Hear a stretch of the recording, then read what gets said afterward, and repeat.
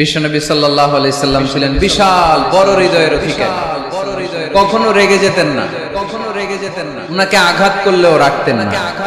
আল্লাহ রাসূল সাল্লাল্লাহু আলাইহি সাল্লাম যখন সালাতে দাঁড়াতেন মক্কায়, রুকুতে গেলে কাফির মুশরিকরা উটের পচা নাড়ি ভুঁড়ি এনে বিশ্বনবীর গায়ের উপরে ঢেলে দিত।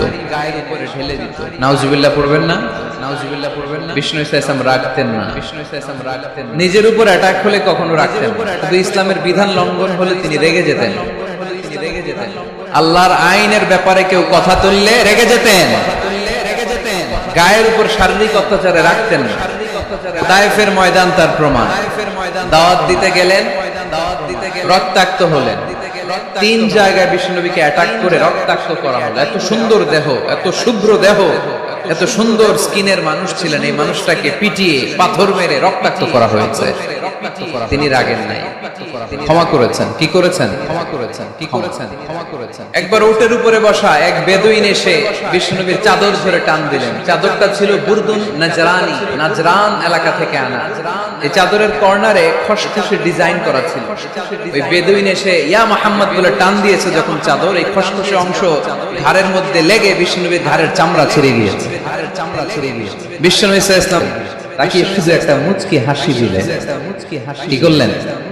আপনার ঘাড়ের এখানে চামড়া যদি কেউ ছিঁড়ে ফেলতো, আসছে ভিক্ষা চাইতে, আবার চামড়া ধরে টান দিয়ে আপনার ঘাড়ের চামড়া ছিঁড়ে ফেলছে, আপনি কি করতেন? একজনকে মাইরে শোয়াই ফেলাইতাম। তার মানে ঠিকই আমরা ওরে মারতাম। বিষ্ণু ইসলাম তাকালেন, তাকে একটা মুচকি হাসি দিলেন। জীবনের সব সমস্যার সমাধান নিহিত এই মুচকি হাসির ভেতরে। এই জন্য বিষ্ণু ইসলাম সব সময় সিচুয়েশনকে কুল ডাউন করার জন্য মুচকি হাসতেন। কানা ইয়াতাবাসসাম, একটা এক চিলতে মুচকি হাসি বিষ্ণুবীর চেহারায় লেগেই থাকতো।